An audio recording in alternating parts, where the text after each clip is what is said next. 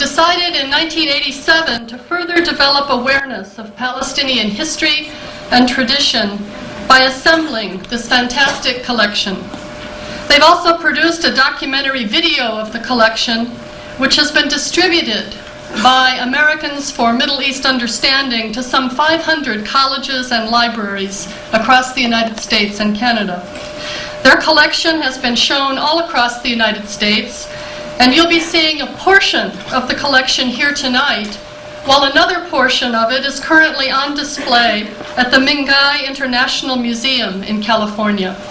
Help me welcome Mr. and Mrs. Munayr, who will introduce the collection.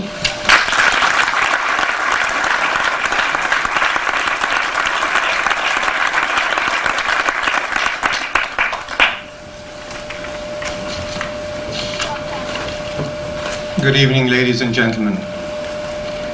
We are honored to be here tonight and join you in celebrating this year's International Week of Solidarity with the Palestinian people, our people. We hope that this modest cultural contribution of ours tonight will make your evening a special and a memorable one. Growing up in Lida in 1948 and seeing my compatriot people driven out of their homes, my wife and I decided to dedicate this project to the memory of thousands of uprooted Palestinians, to those who were forced out of their homes and from evicted homes and made to walk under the relentless sun, carrying their belongings on their back and their children in their arms, wearing traditional Palestinian costumes. Tonight, a young lady will take you for a walk into Palestinian villages and towns around the turn of the century. Johanna Qasim, please welcome her, and she will narrate tonight's event. Thank you.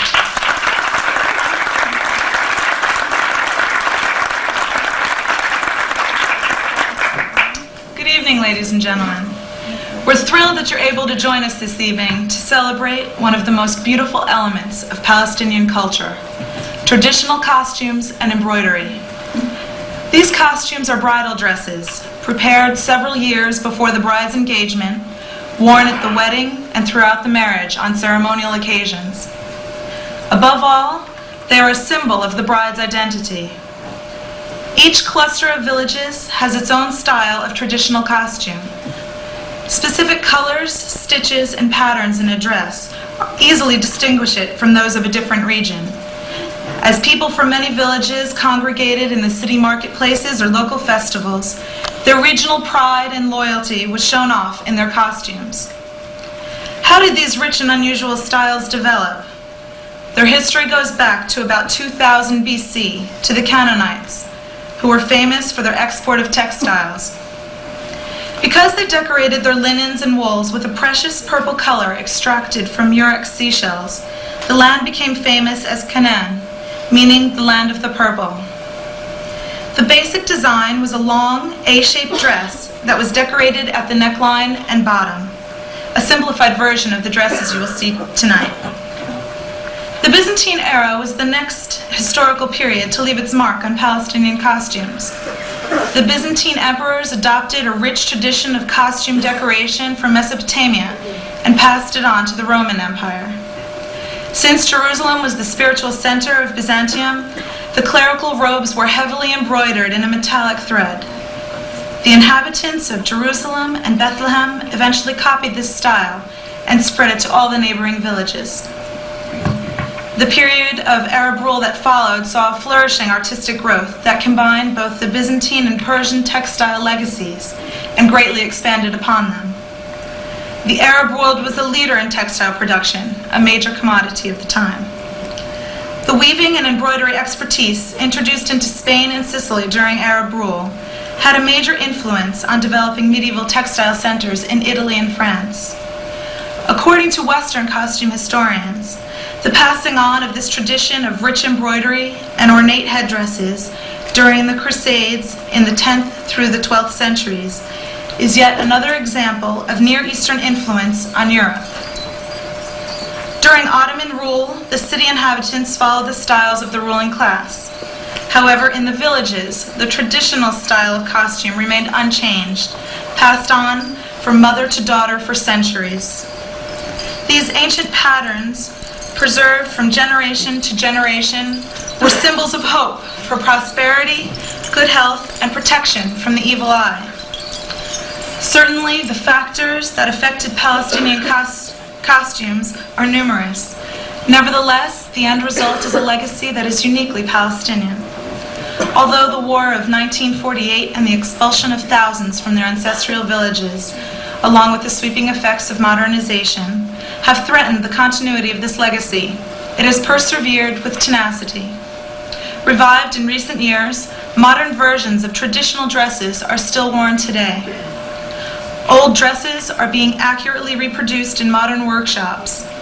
Old patterns are now kept alive in items for household decorations such as pillows, tablecloths, and wall hangings. These items are joyful and proud reminders that the Palestinian arts and crafts heritage is thriving to this very day. Tonight, however, we plan to take you back about 100 years to the villages of Palestine at the turn of the century. You will meet several young brides from various regions, each displaying the dress characteristic of her hometown or village. These costumes, produced from the 1880s to the 1940s, have been carefully selected for their beauty and historical rarity. They are all authentic pieces, hand-embroidered with silk thread on hand-woven fabrics. The harmonious colors of the natural dyes were produced by age-old recipes using spices, oak bark, cochineal insects, madder, and indigo.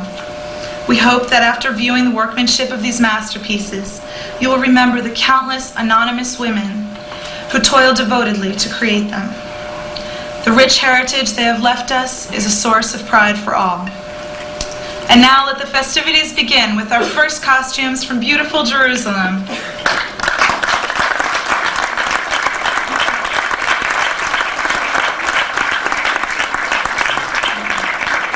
The style of dress in Jerusalem and its surrounding villages had similarities to both the Bethlehem and Ramallah costumes.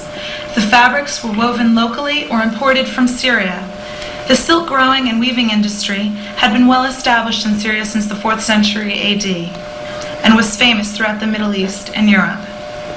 The Safi headdress had rows of Ottoman silver coins presented by the bridegroom. The embroidered panels were purchased in Bethlehem or Beit Jala. The Asaudi dress, worn in several villages including Abu Dis, Silwan, and Deir Yassin.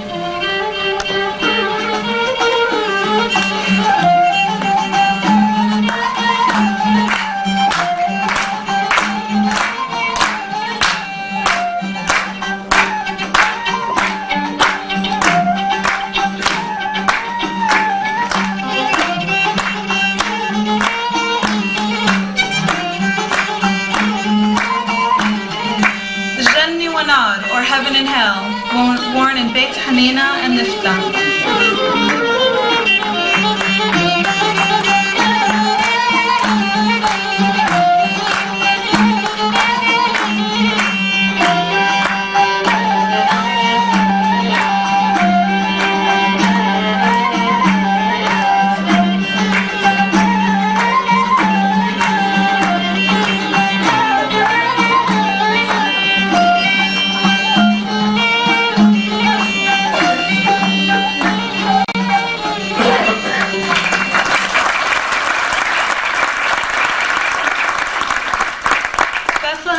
Jala were famous centers of textile weaving and embroidery. The chest piece and side panels were embroidered in couching stitch in metallic and silk threads by professional women's workshops and were required for every bride. The dresses were accompanied by a short jacket called taksiri. The tall headdress, or chatouille, worn only by married women, was adorned with coins from the dowry. This form of headdress dates back to the Canaanites. The royal Melech dress, born in Bethlehem, Beit Jala, and Beit Sahur.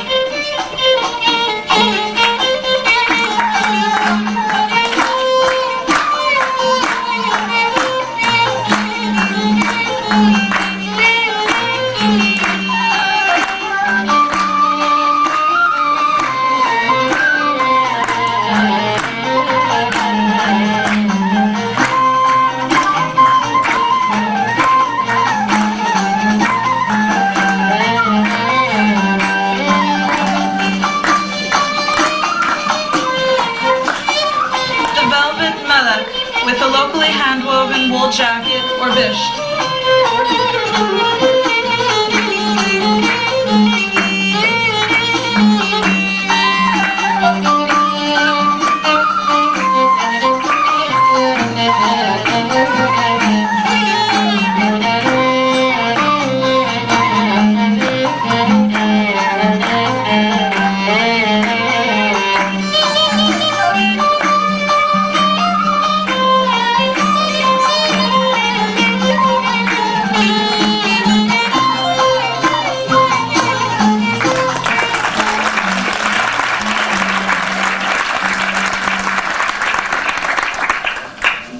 Region was renowned for its red cross-stitch embroidery on white linen fabric called rumi.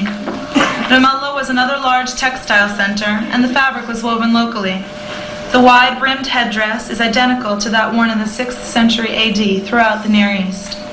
In the early 20th century, the head veil was an embroidered linen veil called khirka, which was replaced in the 1930s by the silk Yavani fringed shawl. A simplified version of this costume is still worn nowadays in Ramallah and Jerusalem. The Ramallah bridal dress and the khirka veil.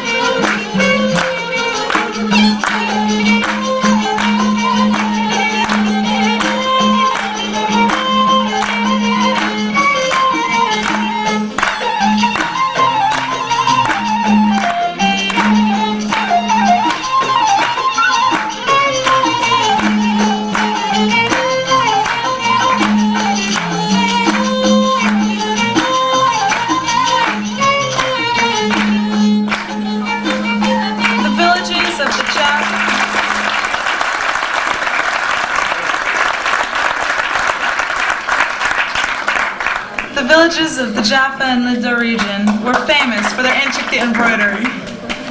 The cypress tree pattern, called saru, is typical of the villages from Beit Dajan and symbolized the line of trees separating the orange groves of Jaffa. The white Beit Dajan bridal dress.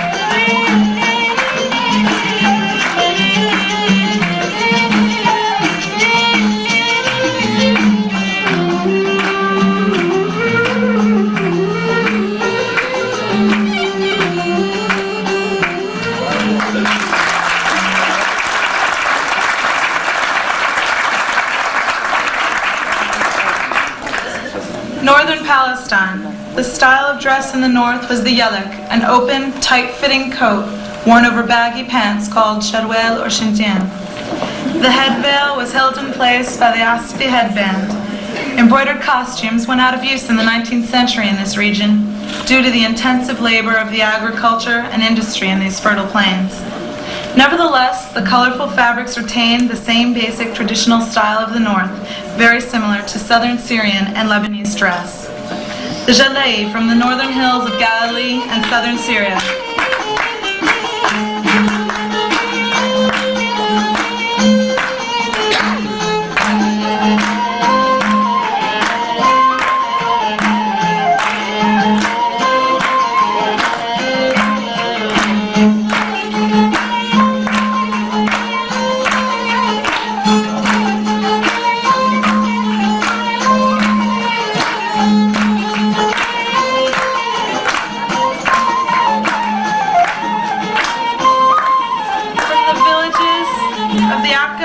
Region, the bridal dress, embroidered on linen and decorated with silver sequins.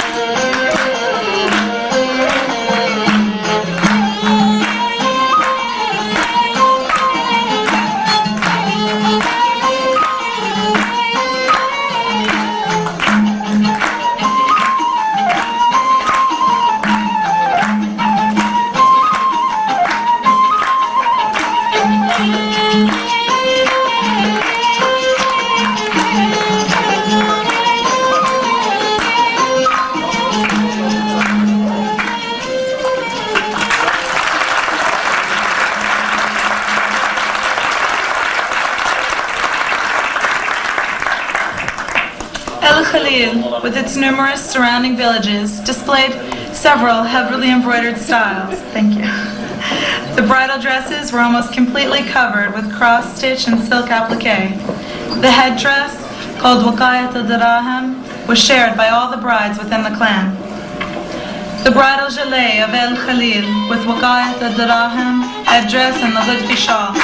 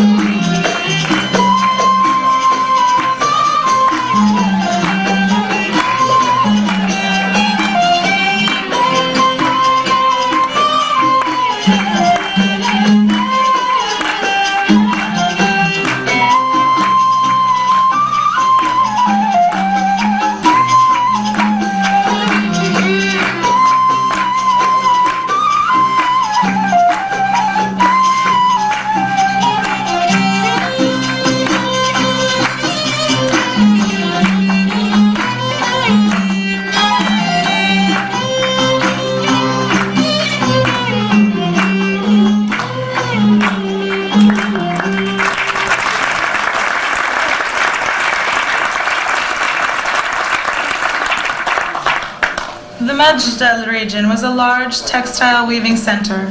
Its fabric had two bold pink or turquoise stripes along the edge. Purple color is used in this coastal area, reflecting the Canaanite traditions of the use of purple dye. The asdud dress, using the locally woven fabric.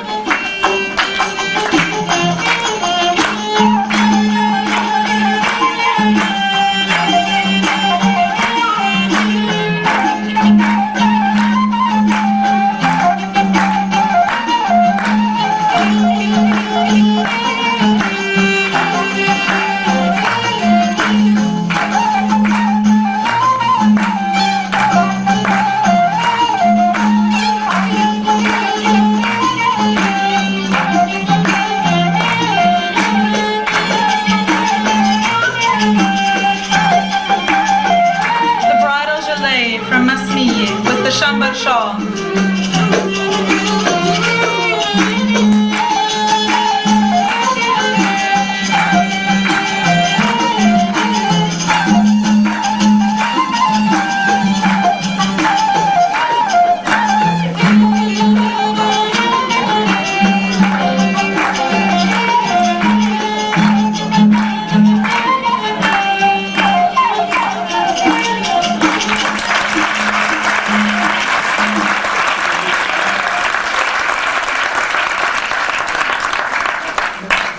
The southern region. This area was a crossroads between the towns and the desert.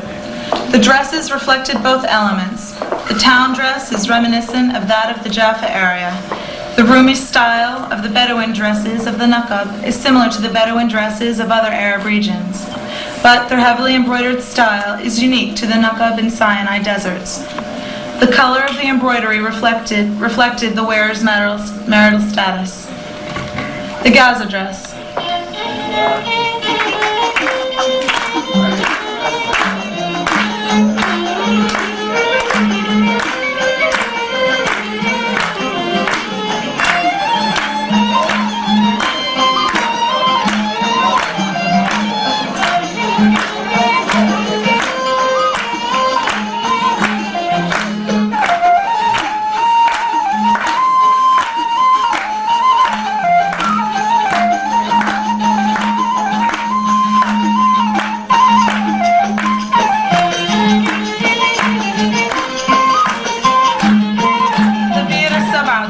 Reflecting the Bedouin influence.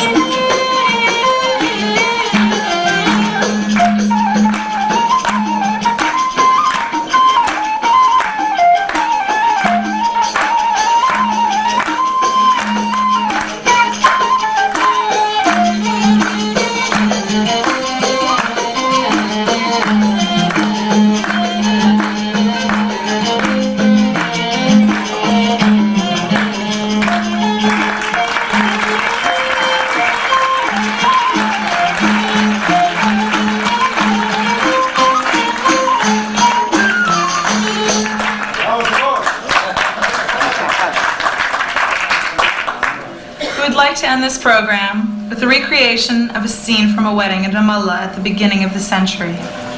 All details are authentically reproduced from recorded history.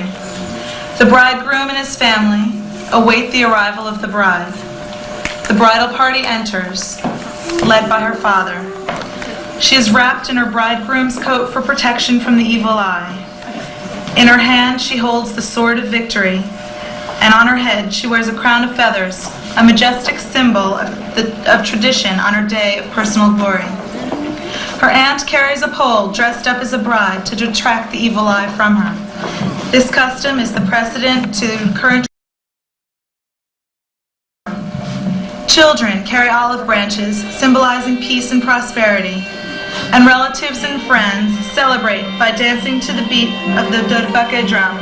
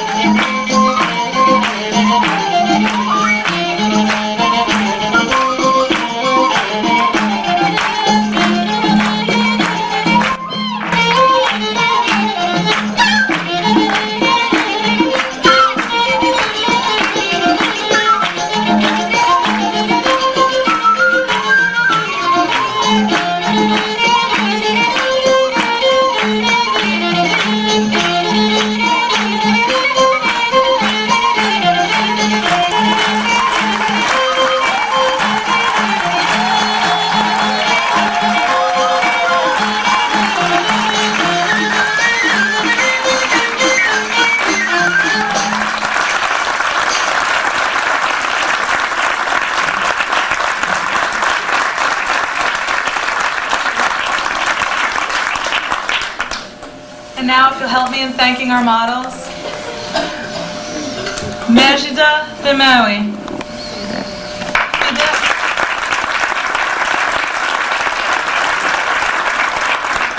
Fida Abdelhadi.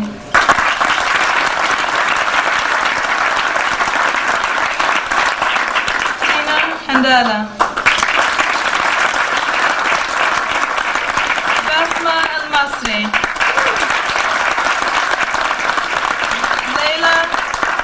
Leila Jabran Kurzam.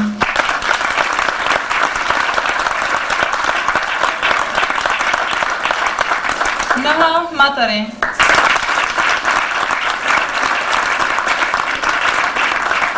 Rida Halawi.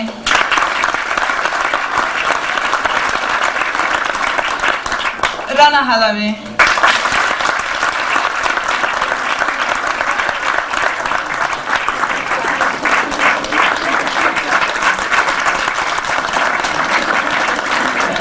Amal Mirwe.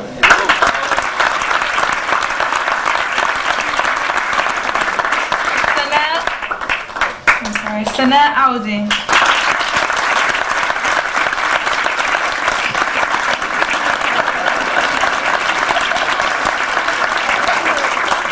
Nina Basir.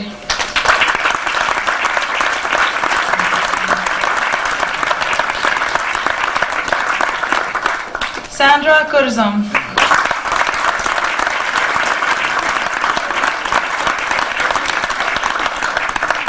Kim Barsa.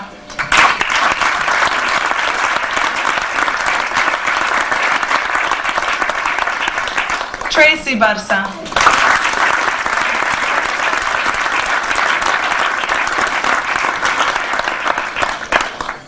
Jane Jabran Tadros.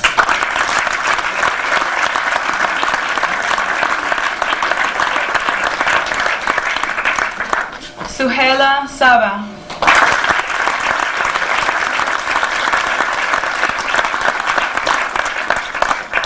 Randa Munayir.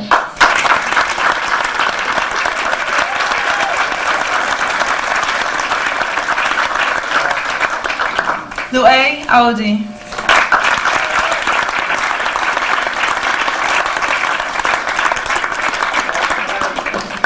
Ibrahim Masri.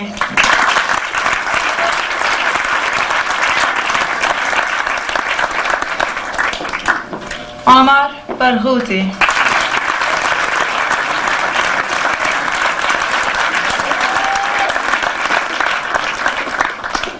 And the people who made this show possible. Narmeen Kurzum,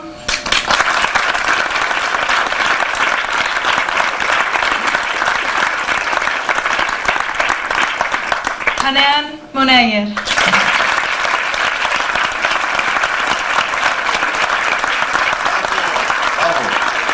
and Farah Munayir.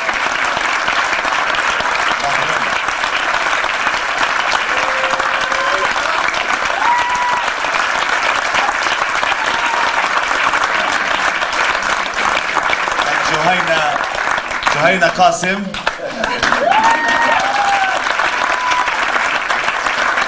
And the musicians Michel Mirhej on the tambourine, Najib Shaheen on the oud, Bassam Saba on the nai, and our guest artist Nasim Dakwar on the violin.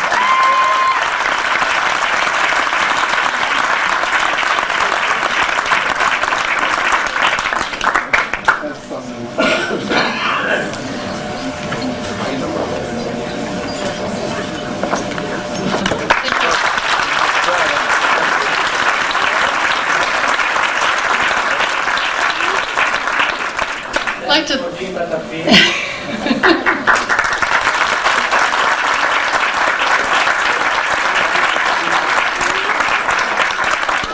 and thank you very much to all of you for coming and sharing in this program tonight. With hope such as this, with optimism such as this, with determination such as this, with struggle such as this, and with the solidarity of all of you here and people the world over, Palestine will surely be free.